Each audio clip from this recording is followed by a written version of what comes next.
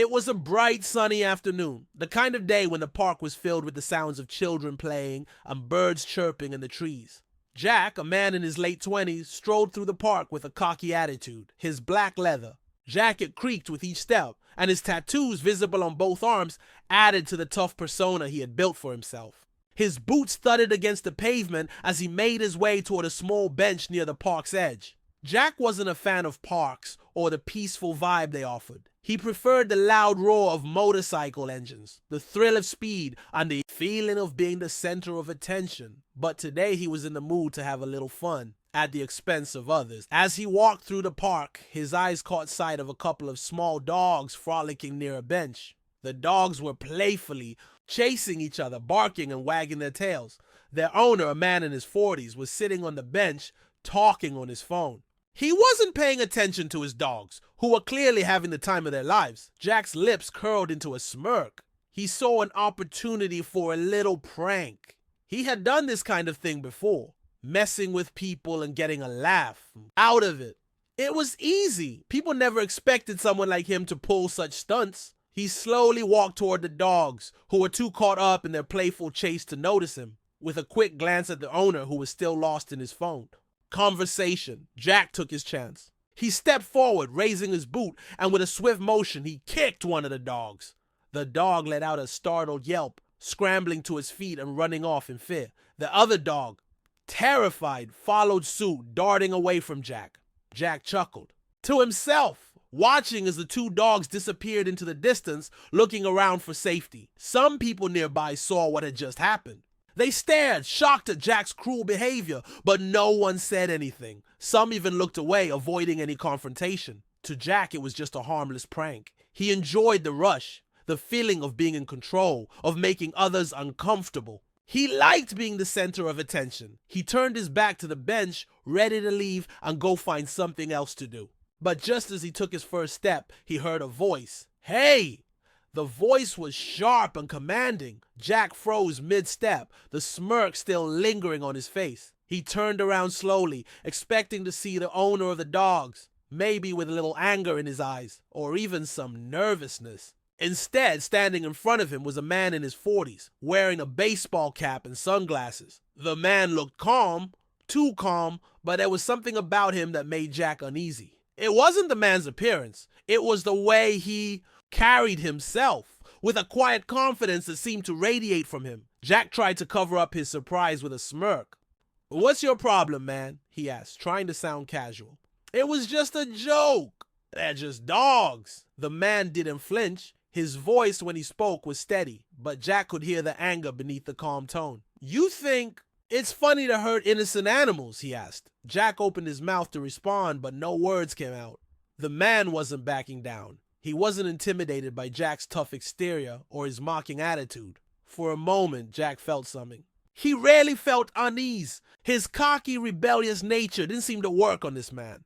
"Why don't you take a step back and think about what you've just done?" The man continued, his eyes never leaving Jack's. "Those dogs didn't do anything to you. They were just playing, minding their own business." The crowd around him had started to gather. Jack could feel their eyes on him, but he couldn't bring himself to look away from the man in front of him. He wasn't scared, not yet, but something in the air had changed. The fun he'd been having just moments ago was starting to slip away, replaced by an unfamiliar feeling of guilt. "You have no right," the man said, his voice growing colder. "If you think that was funny, you're wrong. You just hurt those dogs for nothing." Jack's mind raced. He was used to being the one in control, the one who made others feel small. But this man wasn't reacting the way he expected. Instead of cowering or walking away, the man was standing tall, his gaze fixed firmly on Jack. Before Jack could find the right words to respond, the man's expression shifted slightly, and Jack's heart skipped a beat. There was something about him that Jack couldn't place. Something familiar. The moment stretched on. Jack's breath came faster as he began to realize that this wasn't just some random guy confronting him. There was something deeper here. He could feel it, a strange pressure building in the pit of his stomach. "Who are you?" Jack asked, his voice betraying the uncertainty he felt. The man didn't answer right away. Instead, he just stared at Jack for a long, uncomfortable moment, as if sizing him up. Then finally he spoke. "You'll find out soon enough," he said. Jack's heart beat faster and his body tensed. Something told him that whatever was coming next, it wasn't going to be easy. The park seemed to hold his breath as the crowd around Jack and the man grew larger. Jack could feel the eyes of strangers on him, their gazes heavy with judgment. For the first time, he didn't feel like the center of attention in the way he was used to.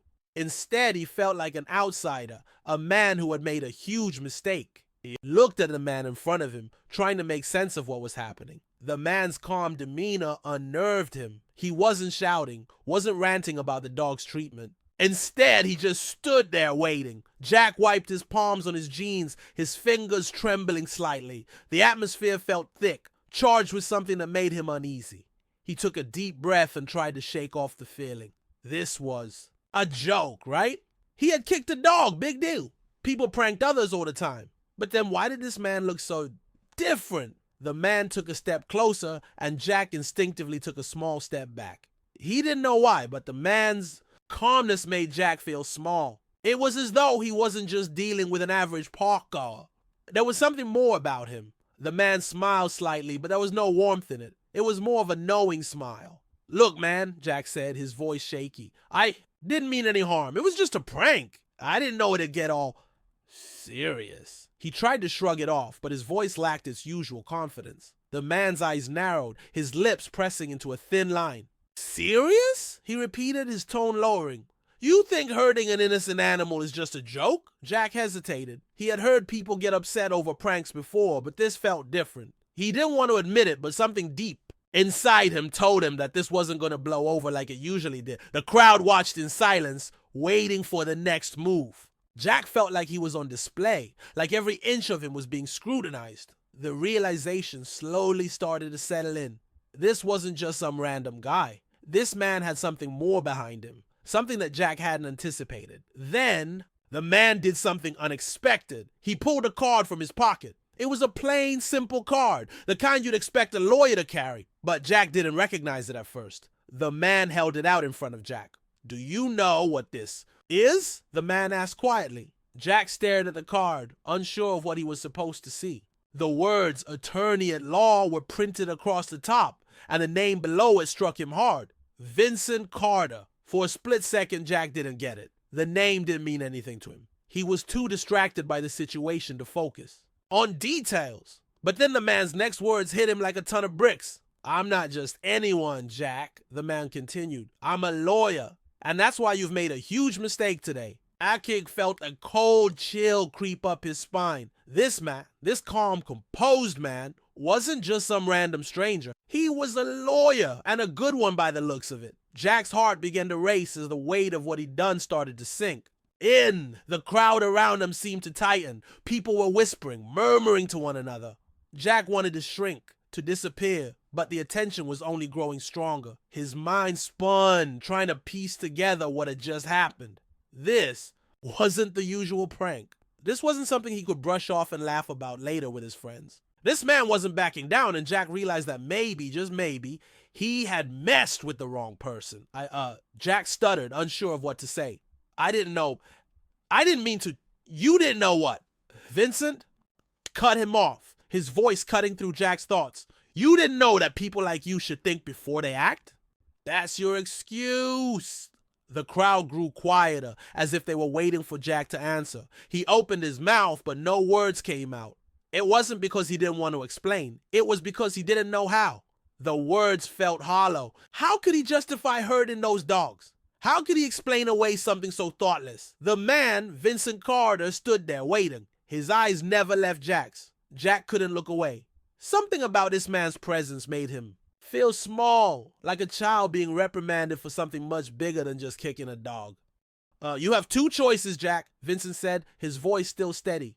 "You can apologize and make things right, or you can continue down this path, but know that I'll be making sure you face the consequences of your actions." Jack's mind raced. Apologize? He didn't know what good that would do. How could he possibly make things right after what he'd done? He had no idea who this man was or what he was capable of. But one thing was certain. The situation had taken a turn he hadn't anticipated. Vincent's gaze hardened, and Jack realized something that made his blood run cold.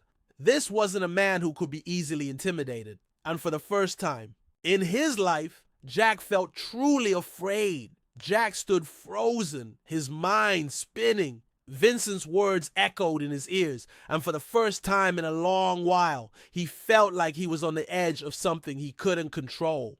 The crowd around him seemed to be waiting, their eyes on him as if they were waiting for him to make the next move. "Look," Jack began, his voice shaky. "Oh, I didn't mean to hurt the dog. It was just a stupid prank. I was trying to get a laugh, but I can see now that I messed up."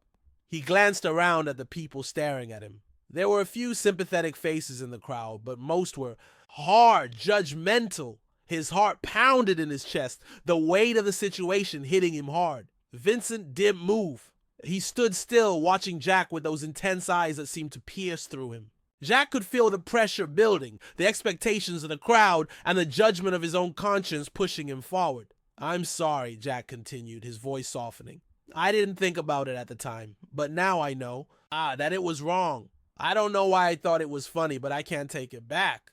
For a moment, Vincent didn't respond. He just kept watching Jack, his expression unreadable. Jack fidgeted under the gaze, unsure if his apology had been enough. He didn't want to look weak, but this man had seen through his facade, and Jack couldn't help but feel exposed. Then, to his surprise, Vincent nodded. "Apology accepted," he said simply, his voice calm.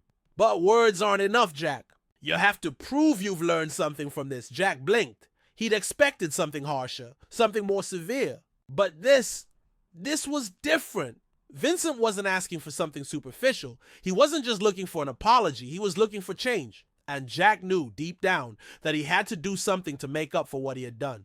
"I will." "How?" Jack said, nodding with newfound determination.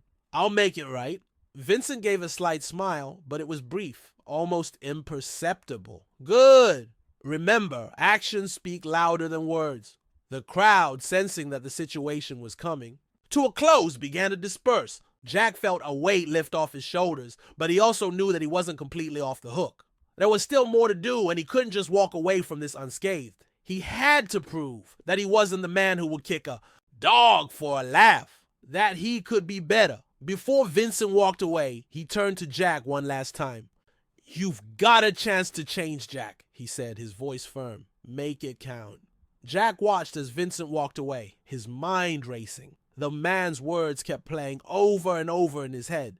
He had a chance to change, and Jack knew that for the first time in a long time, he wasn't going to waste it. As the sun began to set and the park started to empty, Jack stayed behind, his mind racing with possibilities. He had messed up big time, but maybe, just maybe, he could make things right. The days following the incident in the park felt like a blur to Jack. He couldn't stop thinking about what Vincent had said, the words echoing in his head like a constant reminder. Actions speak louder than words. Jack tried to move on, pretending that nothing had really changed. But the faces of the people who had watched him that day, the people who had seen the prank and the pain he caused, kept haunting him. It wasn't just the dog he had hurt. It was the people he had let down, the ones who had trusted him, his friends, his family. They wouldn't look at him the same way anymore.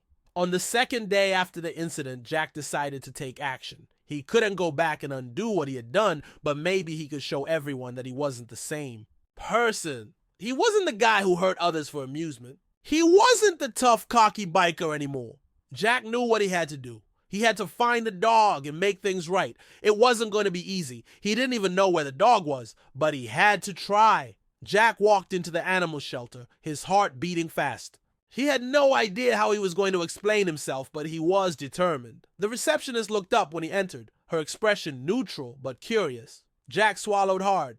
Hi, I'm looking for a dog, a small one, brown and white. It's been a couple of days, but the receptionist raised an eyebrow. I think I know the dog you're talking about. Let me check our records. Jack paced nervously, his palms sweating. He didn't know why this felt so important, but it did. Maybe this was the first real step he could take toward making things right. To prove to himself and to everyone else that he wasn't just some prankster, that he had the capacity for change. After a few tense minutes, the receptionist returned with a file in hand. She smiled faintly. You're in luck. The dog's been cleared for adoption. You can meet her if you'd like. Jack's heart skipped a beat. He had no idea what to expect, but he nodded quickly. Yes, please. I want to meet her. They led him to a small, quiet room in the back of the shelter. A small brown and white dog with big, sad eyes was curled up in a corner. As Jack stepped closer, the dog's ears perked up, and she slowly stood to her feet, wagging her tail cautiously. Jack felt a lump form in his throat. The dog was so small, so vulnerable. He had hurt something so innocent for no reason at all. Receptionist stepped back. "Take your time," Jack knelt down, slowly reaching his hand out. The dog sniffed it hesitantly before walking up to him and nuzzling his palm. Jack let out a shaky breath, his eyes welling with tears. He wasn't sure if he was more sorry for what he had done to the dog or for how he had failed himself. But at that moment, he knew he was starting to make things right. "I'm sorry," he whispered to the dog, his voice barely a whisper. "I never should have done that. You don't deserve that." For the first time in days, Jack felt like he was doing something that mattered. It wasn't about apologies or explaining himself. It was about proving that he could do better. That he could make up for his mistakes one step at a time. The dog licked his hand, and Jack smiled faintly. Maybe this wasn't the end of his redemption, but it was the beginning. He had taken a step toward healing, not just for the dog, but for himself too. Jack had spent the next few days visiting the shelter, getting to know the dog he'd hurt. He named her Bella, and as he spent time with her, he realized something he hadn't expected. He was starting to change. Every moment he spent with her, every time she looked at him with those trusting eyes, it reminded him of what he had done wrong, and he couldn't ignore it anymore. But there was still a long way to go. One afternoon, Jack took Bella for a walk in the park, the same park where everything had happened. It felt strange, almost surreal to be back here after the confrontation with Vincent. Jack had avoided coming back, afraid of seeing the same faces that had watched him hurt the dog. But today was different. Today he felt like he was ready to face his past. As Jack walked down the familiar path, his thoughts drifted to the day he had kicked Bella. He could still hear the yelp, still see the fear in her eyes, and it haunted him. The weight of what he had done sat heavy on his chest, but at least now, with Bella by his side, he was trying to be better. Suddenly, Jack heard a voice behind him. Well, look who it is." Jack turned to see a familiar face. Dave, one of the guys from his biker group. Dave had always been the type to encourage the pranks, the wild behavior, and the chaos. He had no idea what Jack had been through these past few days, and Jack wasn't sure how to explain it to him. "What's up, Dave?" Jack asked, his voice a little tight. He didn't want to talk about what had happened, didn't want to face the judgment he knew was coming. Dave's eyes scanned Bella, then flicked back to Jack. "You got a dog now?" His tone was skeptical, almost mocking. "Didn't think you'd be the type to go soft." Jack didn't know how to respond to that. He used to be proud of his tough guy image, but now, with Bella beside him, he felt like a different person. Someone who was trying to make things right. He wasn't sure how to explain that to Dave, especially when Dave's attitude was so far from understanding. "I'm trying to do better," Jack said, his voice steady despite the inner conflict. "I messed up and I'm fixing it." Bella's part of that. He paused, trying to find the right words. "She's helping me change." Dave raised an eyebrow. "Change?" he scoffed. "You're telling me that this dog's gonna fix all your problems? Come on. Man, you were always the one to have a good time. A little fun never hurt anyone." Jack's heart sank. He wanted to tell Dave that it wasn't about fun anymore. That it wasn't just some dumb prank. It was about hurting something innocent. But he didn't think Dave would understand. The guy still hadn't learned what Jack had. "I'm not the same guy I was," Jack said quietly. "And Bella, she's a part of that change. I'm not here for the laughs anymore." For a moment, there was silence between them. Dave didn't seem to know what to say. He looked at Jack for a long time, as if trying to process the change in his friend. Finally, he shrugged. "Whatever, man. If you're happy with that, I guess that's your thing," Dave muttered before walking away. But his words hung in the air long after he was gone. Jack watched him go, his heart heavy with the realization that not everyone would get it. Not everyone would understand the shift he was trying to make. But that was okay. He wasn't trying to change for anyone but himself. He was doing this for Bella, for the dog he had wronged, and for the person he knew he could be. As Jack continued walking through the park, Bella trotting beside him, he knew the road to redemption wouldn't be easy. It wasn't about one good deed or a single apology. It was about a lifetime of change, a constant effort to be better.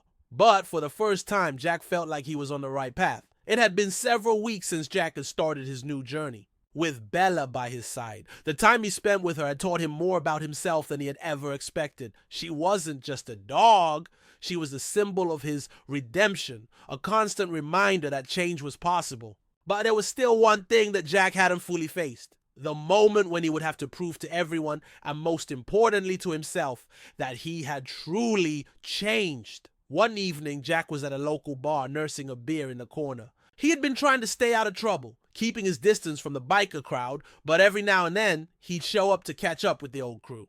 He wasn't sure why he still did it. Maybe it was the familiar faces, the nostalgia, or maybe he was hoping that they would see the change in him. As Jack sat at a bar, lost in thought, the door opened, and a few of the guys from his old gang walked in. His eyes immediately fell on Dave, who spotted him across the room and made a beeline straight for him. Well, if it isn't the new Jack, Dave said with a smirk, sitting down next to him.